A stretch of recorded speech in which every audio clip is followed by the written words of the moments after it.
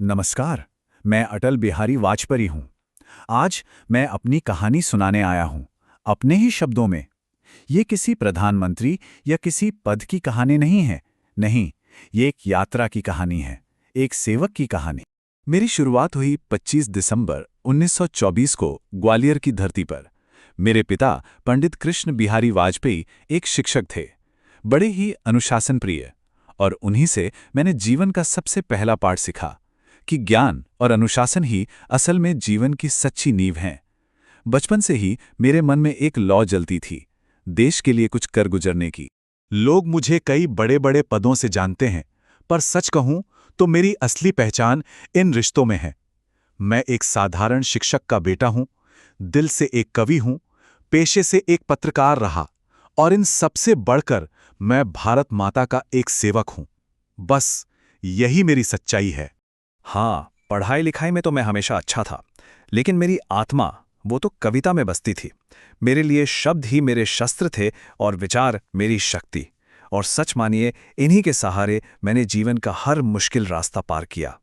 मैंने एक बार लिखा था, हार नहीं मानूंगा, रार नहीं ठानूंगा, काल के कपाल पे लिखता मिटाता हूं। ये पंक्तियां सिर्फ कविता नहीं थीं। नहीं, ये मेरे जीने का तरीका थी, मेरा दर्शन थी, मेरा अटूट संकल्प था। मैंने राजनीति को कभी सत्ता पाने का जरिया नहीं समझा। मेरे लिए तो ये हमेशा से सेवा का एक रास्ता थी। जनसंघ से मैंने अपनी यात्रा शुरू की और सालों तक संसद में विपक्ष की एक बुलंद आवाज बनकर देश के मुद्दों को उठाता रहा। आप जानते हैं, मैं कई वर्षों तक विपक्ष में बैठा, लेकिन जब भी सवाल देश का आया तो मेरे लिए दल छोटा हो गया और देश सबसे बड़ा। राष्ट्र पहले, दल बाद में। ये मेरा एक अटूट सिद्धांत था हमेशा। फिर साल 1977 में देश ने मुझे विदेश मंत्री के रूप में सेवा का अवसर दिया।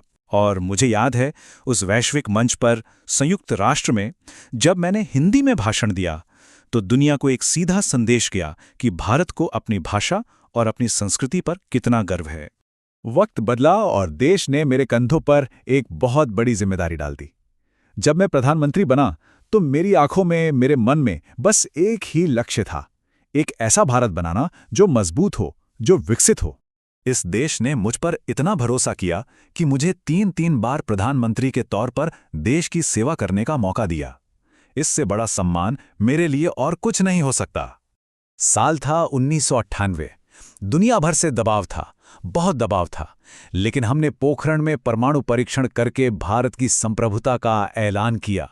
ये किसी को डराने के लिए नहीं था, नहीं, ये अपने आत्मसम्मान की घोषणा थी। हमने दुनिया को साफ साफ बता दिया कि हम शांति चाहते हैं, लेकिन कमजोर नहीं हैं। राष्ट्र की सुरक्षा से कोई समझौता नहीं होगा।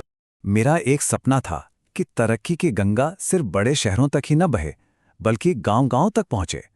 प्रधानमंत्री ग्राम सड़क योजना से हमने हर गांव को पक्की सड़क से जोड़ा, स्वर्णिम चतुर्भुज से देश के चारों कोनों को मिलाया, और आईटी क्रांति से देश के नौजवानों को भविष्य की तकनीक से जोड़ा।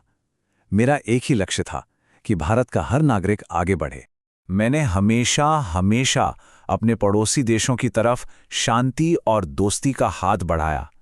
लाहौर तक बस यात्रा मेरी इसी सोच का एक प्रतीक थी कि मैं समस्याओं का हल युद्ध में नहीं, बल्कि बातचीत में, संवाद में मानता था।